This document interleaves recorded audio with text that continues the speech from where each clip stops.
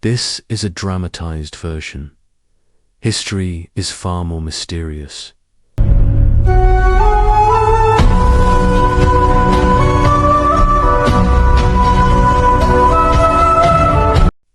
History remembers Ertugrul Ghazi as a fearless warrior, a man who laid the foundation for one of the greatest empires the world has ever seen.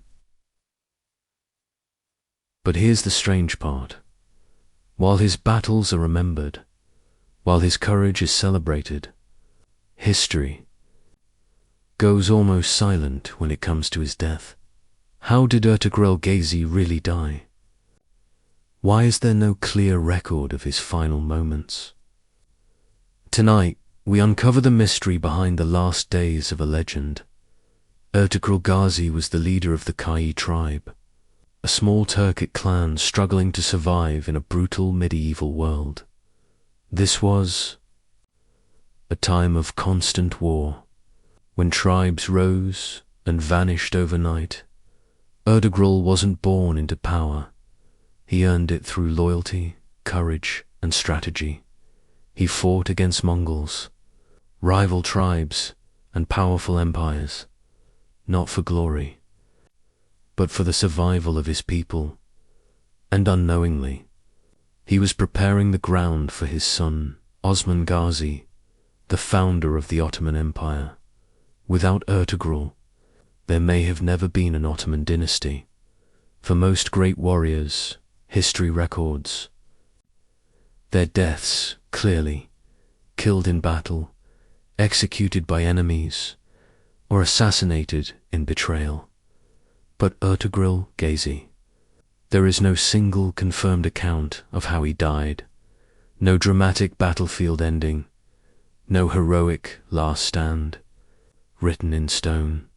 Historians only agree on one thing: his death remains a mystery, and when history goes silent, legends begin.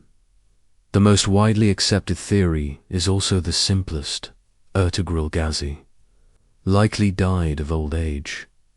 By the time his son Osman took leadership, Ertugrul was believed to be in his late 80s or even 90s, an extraordinary age for the 13th century. Years of warfare had already taken their toll. Countless injuries, endless travel, harsh winters. Some historians believe he spent his final years away from the battlefield, watching his tribe grow stronger under Osman's leadership.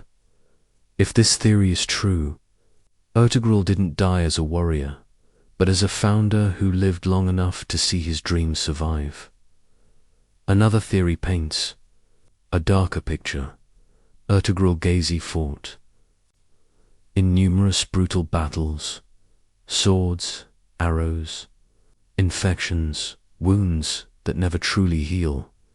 In medieval times, even a small injury could mean death years later.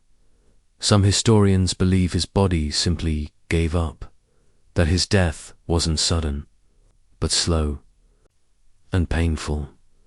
A warrior who survived enemies, but could not escape the cost of war. If this is true, then Ertugrul died the way many warriors do, carrying the battlefield inside him until his last breath. Now comes the most mysterious theory.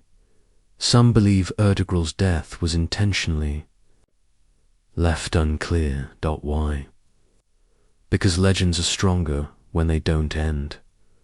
By leaving his death undefined, his image remained untouched, a leader who never truly fell.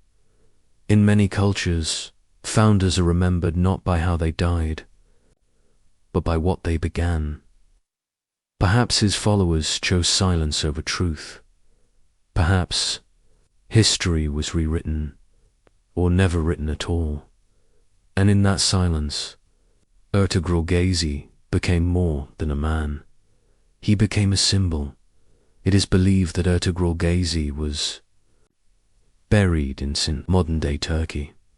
A simple resting place, no grand palace, no golden tomb, just the grave of Emmanuel's legacy would outlive empires today.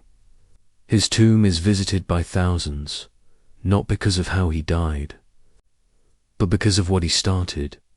History may never tell us exactly how Ertugrul Ghazi died, and maybe it doesn't need to, because some lives are too powerful to be defined by death. Ertugrul Ghazi didn't fall on a battlefield. He didn't disappear in shame. He lived on through his son, through an empire, through history itself. Some legends don't need an ending, because their legacy never dies. If you enjoyed this story of history's forgotten endings, subscribe for more untold deaths of legends and warriors, because history remembers victories, but the truth often hides in the shadows.